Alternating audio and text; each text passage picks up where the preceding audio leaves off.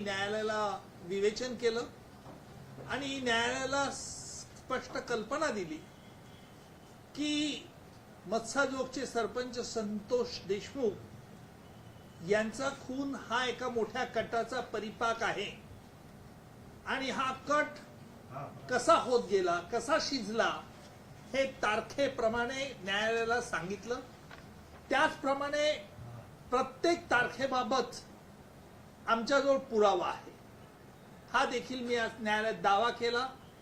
विशेषतः ज्यांनी धमकी दिली, ज्यांनी वाल्मिक कराड यांनी जी धमकी दिली, त्याचप्रमाणे गँग लीडर हा तिथे प्रत्यक्ष आला आणि त्याने सुदर्शन भुलेने देखील त्या धमकीचा पुनरुच्चार केला। या सगळ्या गोष्टी सरकार पक्षाकडे व्हिडिओ रेकॉर्डिंगच्या स्वरूपात आणि ऑडिओ रेकॉर्डिंगच्या स्वरूपात आहेत आणि न्यायालयाने सांगितलं की हा कट म्हणजे एक कंटिन्युइंग क्रिमिनल कॉन्स्पिरसी आहे। हा कट दोन किंवा दोघांपेक्षा अधिक आहेच, परंतु हा कसा वाढत गेला आणि यातील आरोपी कसे दोषी आहेत। यातील एक फरारी आरोपी आहे, त्याच्याबद्दलही आम्ही कृष्णा आंधळेबद्दल न्यायालयाला विशद केलं की याचा देखील या गुन्ह्यात सहभाग कसा आहे। आता महत्वाच्या दोन गोष्टी याच्यामध्ये आम्ही आज न्यायालयात विशद केल्या। काही जे महत्वाचे साक्षीदार आहेत त्यांची ओळख ही गोपनीय न्यायालयाने ठेवावी अशी न्यायालयाला विनंती केली आहे। दुसरा एक अर्ज आम्ही आज न्यायालयात दिला की यातील काही लोकांची प्रॉपर्टी जी आहे ती प्रॉपर्टी या संघटित गुन्हेगारी कायद्याखाली देखील जप्त करावी अशी न्यायालयाला आज विनंती केली। त्यानुसार न्यायालयात आम्ही आज अर्ज केलेले आहे। या सीआयडीचे एसआयटीचे प्रमुख श्री तेली हे स्वतः न्यायालयात हजर होते, त्यांचे सहकारी सर्व हजर होते। माझे सहकारी ॲडव्होकेट बाळासाहेब कोल्हे यांनी सगळ्या कागदपत्रांची पूर्तता, जे आरोपींना काही जे कागद हवे होते ते कागदपत्रांची पूर्तता केली।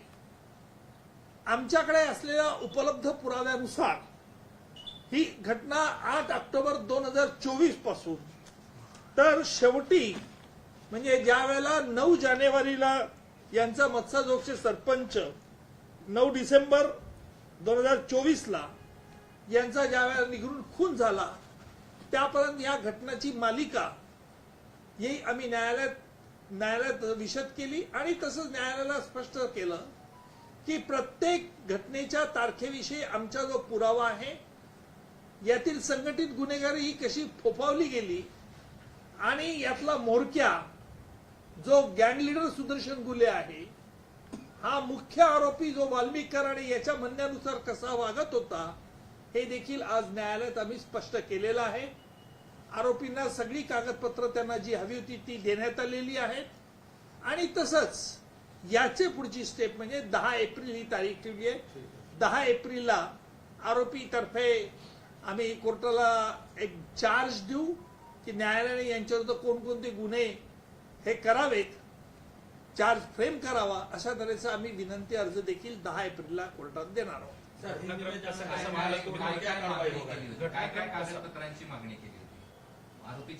आरोपीच्या वकिलांनी ज्या कागदपत्रांवरती सरकार पक्षाची भिस्त होती, विशेषतः सीसीटीव्ही फुटेज, त्याचप्रमाणे सीडीआर्स, त्याचप्रमाणे या आरोपींची जी गोपनीय मीटिंग जी झाली जी 7 डिसेंबर 2024 ला आणि त्याचप्रमाणे ही जी मीटिंग झाली त्याचप्रमाणे हॉटेलच्या तिथे जे एकत्र भेटले होते त्या संदर्भातले सगळे कागदपत्रांचं मागणी त्यांनी मागितली होती, त्याप्रमाणे मागणी। त्याचप्रमाणे यांनी प्रत्यक्ष ती अबादा कंपनी जी आहे या अबादा कंपनीच्या अधिकाऱ्यांना जी धमकी दिली होती ती धमकीचे ऑडिओ कॉल्स, ऑडिओ रेकॉर्डिंग हे सुद्धा न्यायालयात आम्ही हजर केले आहे।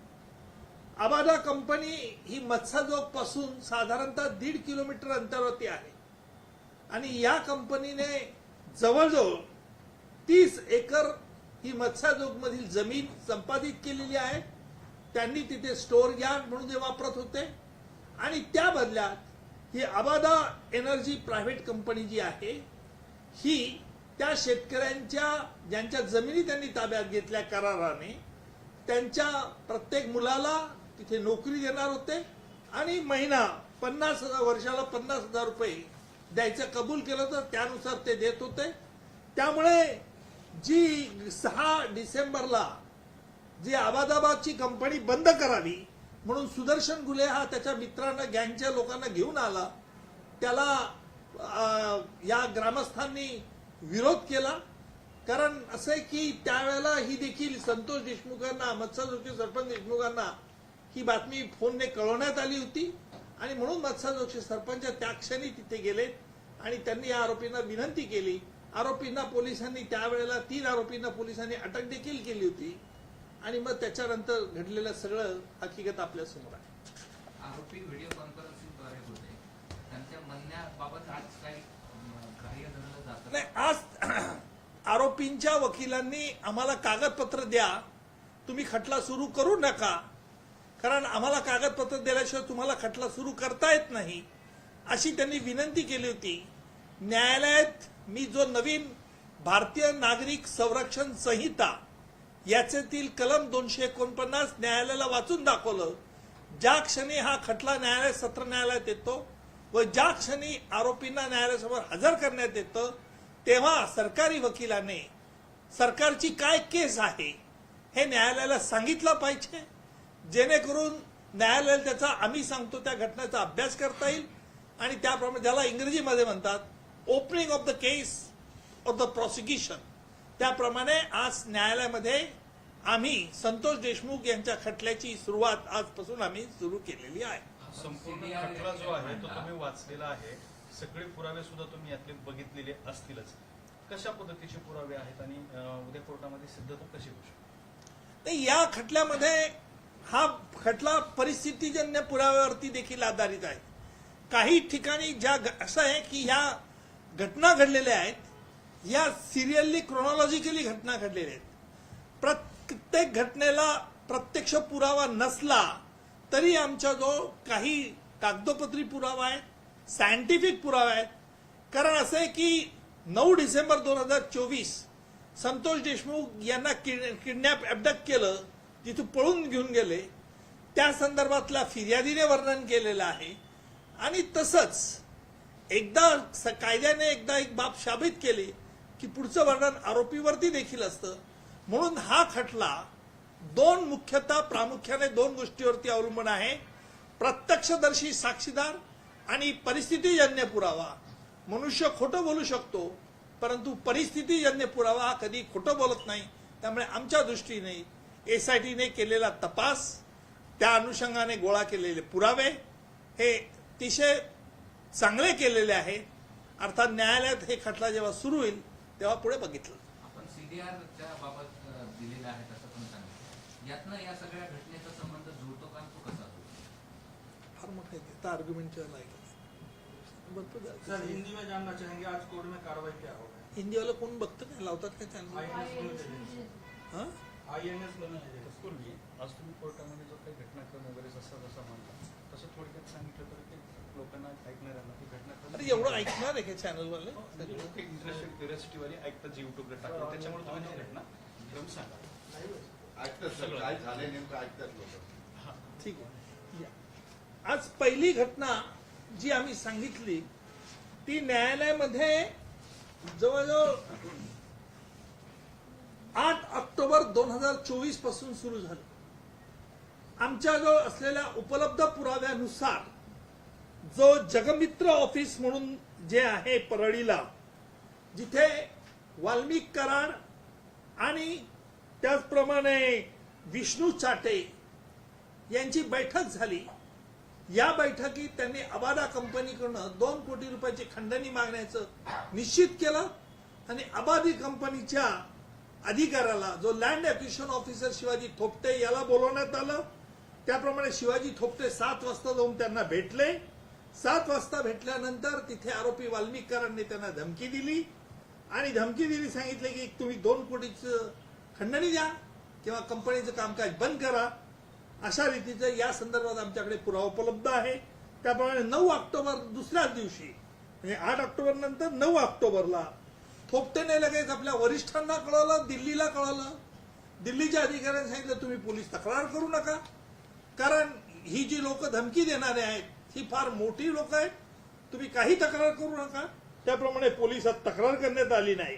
नंतर 26 नोव्हेंबर 2024 ला सुदर्शन घुले हा फॅक्टरी तिथे गेला, साधारण सकाळी 11:30 वाजता कंपनीच्या इथे गेला आणि कंपनीच्या शिवाजी थोपटेंना पुन्हा धमकी दिली की तुम्ही खंडणी द्या नाही, आणि ज्याप्रमाणे तुम्हाला वाल्मिक कराडने सांगितलेलं आहे त्याप्रमाणे करा, नाही केलं तर तुम्हाला पुढे कामकाज करता येणार नाही, बीड जिल्ह्यात तुमचं आम्ही कुठेही काम होऊ देणार नाही.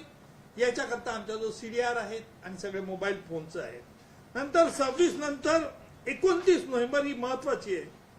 वाल्मिक कराडने सुनील शिंदेला बोलवलं, सुनील शिंदेला फोन केला. वाल्मिक कराडने 29 नोव्हेंबरला सकाळी 11:30 वाजता फोन केला. त्यावेळेला त्याने फोन विष्णू चाटेचा वापरला होता आणि तिथे धमकी दिली होती. सुदैवाने सुनील शिंदेने हा फोन स्पीकरवरती ठेवला, त्याच्यामुळे शिवाजी थोपटेने ती धमकी ऐकली आणि हे सगळं जे आहे हे कॉल रेकॉर्डिंग केलेलं आहे. सुनील शिंदेने हे कॉल रेकॉर्डिंग केले. ते मोबाईल फोन आम्ही रासायनिक तज्ञाकडे तपासणीला पाठवले, त्याचा अहवाल आल्यावरती आणि याचप्रमाणे वाल्मिक कराडचे आवाज आम्ही तिथे पोलिसांनी CID वाले रेकॉर्ड केले. अशा तऱ्हेच्या ह्या घटना आहेत. नंतर पुढची तारीख त्या पुन्हा त्याच तारखेला 29 नोव्हेंबरला दुपारी 1 वाजता परत सुदर्शन गुन्हे गेला फॅक्टरी आणि पुन्हा त्याने धमकी दिली की वाल्मिक कराड सांगतोय त्याप्रमाणे वागा, नाही तर तुम्हाला परिणामाला सामोरं जावं लागेल. आता याचं व्हिडिओ रेकॉर्डिंग केलेलं आहे. हे सगळे पुरावे आज आमच्याजवळ उपलब्ध आहेत. 6 डिसेंबरला आहे.